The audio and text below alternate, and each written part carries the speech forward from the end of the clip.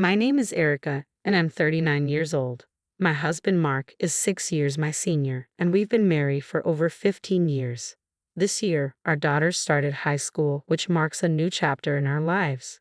After settling down to raise our child, I started a handmade business. It's been thriving, and I'm increasingly busy with orders. While things seem to be going well professionally, my married life has been a different story. Mark and I met at work, where he was my trainer. His maturity and the 6-year age difference initially attracted me. We started dating, and not long after, I discovered I was pregnant. The unexpected news led us to marry quickly. Due to severe morning sickness and Mark's request, I resigned from my job and became a housewife. As soon as I left work, I was expected to handle chores at my mother-in-law's house, which was just a 5-minute walk from ours. Despite my struggles with morning sickness, I was pressured to help out, as my mother-in-law insisted it was my duty as a wife. My husband and mother-in-law frequently reminded me that, as a wife, I was obligated to handle household tasks and follow my mother-in-law's directives. This constant pressure made me start believing that I had no choice but to comply. Living with a growing child and having quit my job made it hard for me to rely on my own parents for support. Divorce was never a consideration at the time. Fortunately, Mark was kind to our daughter, Nancy, and I managed to endure the situation. However, things changed when Mark's brother married and had a baby boy. My mother-in-law's attitude shifted, and she became critical of Nancy, often lamenting about the lack of a male heir. Mark, worried about his mother's views, began to distance himself from Nancy, who he had once cherished deeply. Mark's family is not involved in business and lives off their vegetable garden and a large backyard. They had land generations ago but gave it up long ago. I couldn't understand why there was such a fixation on heirs, especially with outdated notions about the eldest son and heir. To protect Nancy from hearing these hurtful words, I tried to limit our visits to Mark's parents. During my pregnancy, they called frequently, but after Nancy was born, I often refused their visits. I wanted to focus on my daughter and distance myself from my in-laws' selfish expectations. When I finally reached the end of my patience, I made a decisive change. As soon as my daughter turned 2, I returned to work, despite my husband and mother-in-law's displeasure. Anticipating their resistance, I kept my decision to myself until I had secured a job and enrolled my daughter in daycare. During this time, a friend suggested I try making handmade goods, and what started as a hobby quickly evolved into a passion. I began creating and selling my work, and it gained momentum after a friend admired a piece and wanted to purchase it. Her praise encouraged me, and soon her friends followed suit, spreading the word about my creations. As demand increased, I decided to sell my items online. The orders kept pouring in, and what began as a side job soon became my full-time career as a professional artist. Despite my success, I continued to distance myself from my in-laws. Visits during holidays like Thanksgiving and Christmas were inevitable, though. As my daughter grew older, my mother-in-law began to impose household chores on her, insisting, "She's a girl. It's expected." It was infuriating, but my daughter's calm demeanor helped me keep my composure. Although these visits were infrequent, they were painful to endure. I felt heartbroken watching my daughter quietly do her chores, feeling pity and sadness as I witnessed her comply with my mother-in-law's demands. Meanwhile, my husband enjoyed his time socializing with relatives and siblings, seemingly unaffected by the discomfort I felt. I felt even more miserable as I walked into the house. "Hi there, you must be hungry. I'll make dinner soon," I greeted my daughter when she came home from school. But she seemed different. Her usual cheerfulness was replaced with a sullen expression. She called out to me, but her eyes were distant and troubled. Concerned, I rushed over. "What's wrong? Did something happen at school?" I asked, but she only shook her head silently. My daughter had always been calm, never shedding a tear since starting middle school.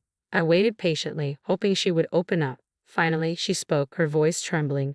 "Dad? What about him?" I prompted, sensing something was deeply troubling her.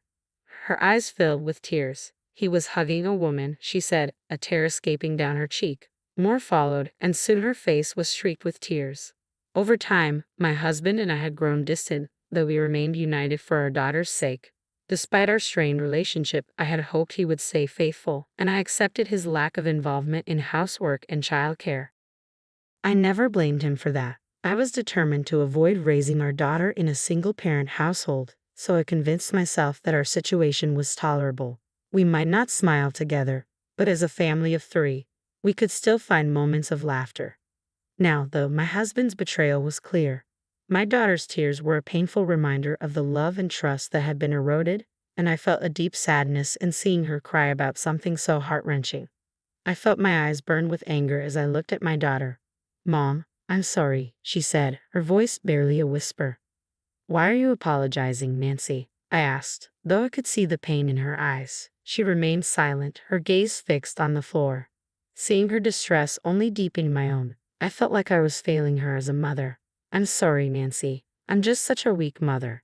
If I hadn't seen it." "No, Nancy, you didn't do anything wrong," I reassured her, though my heart was heavy. Her uniform was damp with tears, and her face was trembling as she clenched her fists.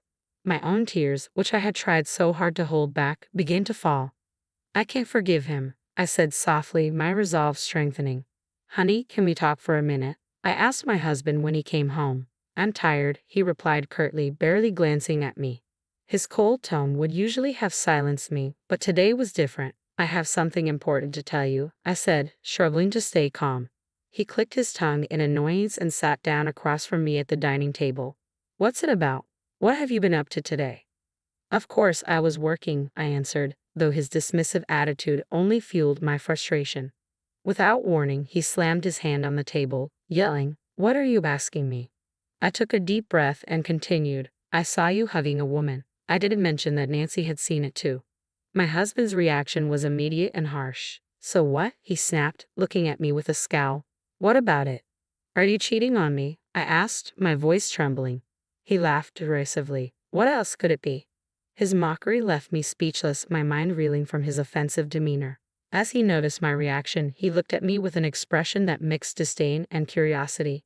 "What's wrong with that?" he asked, his tone dripping with contempt. "What do you have to complain about?" "It's an affair," I said, struggling to keep my voice steady. "You don't even care about our relationship." His response was chilling, as if it were all just a matter of fact. "We got married because you were pregnant. We stayed together out of obligation. What more do you want from me?" His words cut deep. "I've been here all this time, supporting you," he continued, his laughter bitter and victorious. When he noticed the divorce papers I had prepared, he grabbed them from me. "Divorce papers? What's this? You thought showing me these would make me listen? Nonsense. If you want it so badly, I'll sign them for you," he said with a sneer. He filled out the papers with exaggerated motions and threw them at me. "How can you even think of divorcing me? I've been taking care of you while you're not even working. You quit your job just because you had a baby. You're nothing." His harsh words echoed in my mind as I looked at the divorce papers on the floor. "You should be grateful I'm not the one asking for the divorce," he continued. "If you don't want it, don't say anything." With that, he took out his phone and began dialing. His sweet, false voice made it clear he was calling his girlfriend. I knew I couldn't confront him about it, so I stayed silent. About a month later, it was time for our annual Christmas visit to my in-laws. My husband was eager to go, bustling around to get ready. "Hey," I said, trying to catch his attention. "I need to talk to you." "Not now. We're running late," he replied dismissively. "You can talk to me at my parents' house." He hurriedly bundled me and our daughter into the car, his excitement palpable. As usual, he was the only one chatting cheerfully, while I felt the weight of our unresolved issues and his lack of respect. "Welcome home," he said as we arrived, but his words felt hollow and meaningless to me. When we arrived, my mother-in-law greeted us with a forced smile and ushered us into the living room. We exchanged pleasantries with the relatives who had arrived before us. "Oh my God, it's so nice to see you after such a long time," my mother-in-law said with exaggerated cheerfulness.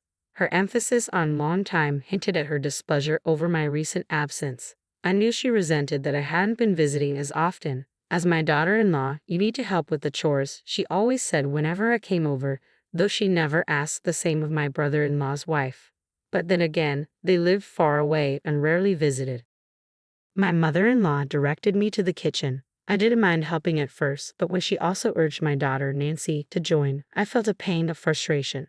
"No, I began, but my mother-in-law cut me off. "She's a girl, she should be able to do this," she said, her tone dismissive. At that moment, something inside me snapped. I turned to my husband, who was preparing drinks. "Honey, we need to talk." "What is it now?" he responded, irritation evident on his face.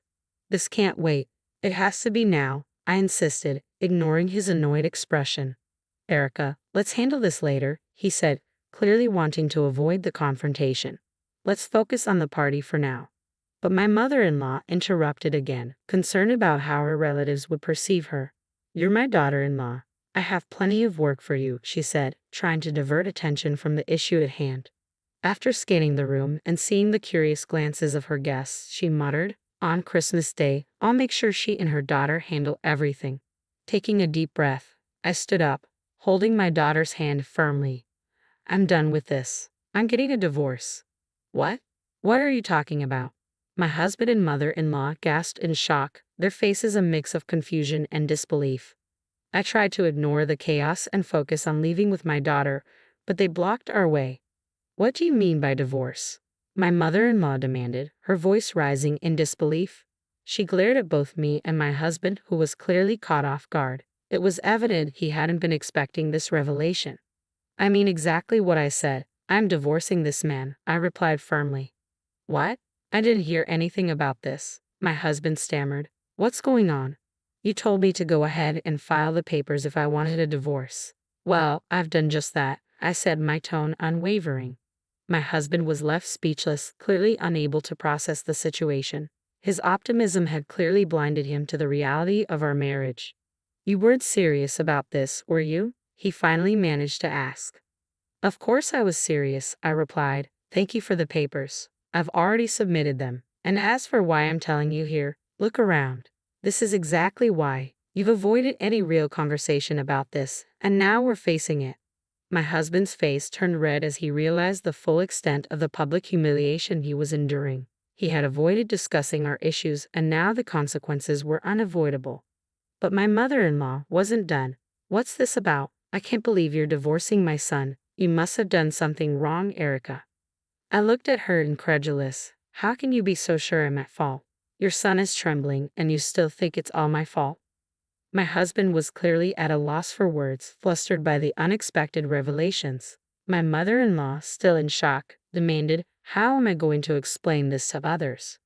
I turned to Nancy, who had been watching the scene unfold. Nancy, why don't you tell them what you saw? Nancy's cold gaze cut through the tension as she spoke. Even though Dad is cheating on Mom. What? My mother-in-law froze, unable to process the new information. My husband, stunned, could only look at Nancy in disbelief.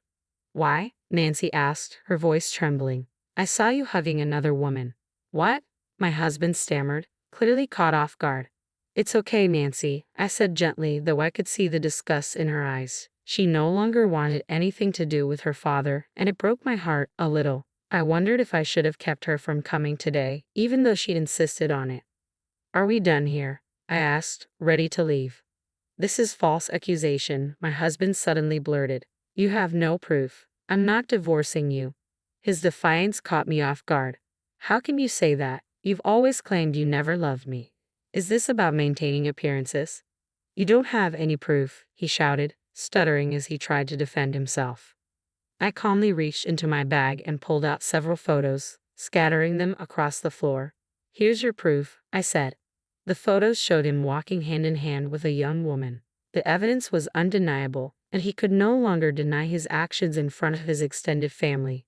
His face turned red as he scrambled to gather the pictures. Why did you? He began, but his voice trailed off. I think you've gone too far, I replied. I never condoned cheating. I had hired a private detective to investigate my husband's behavior.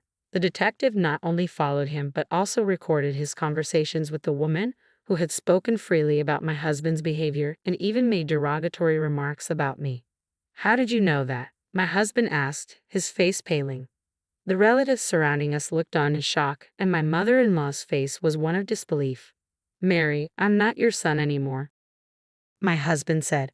Even if I was married to your son, I had no obligation to take care of this house, I said firmly. I'm done. From now on, please contact my lawyer. With that, Nancy and I left. I had already filed for divorce and was pursuing alimony. Although my ex-husband initially resisted, the hard evidence I presented made him concede. I also filed a claim against the woman he was involved with, and she agreed to compensate me. The scandal spread among their relatives and neighbors, causing them considerable embarrassment.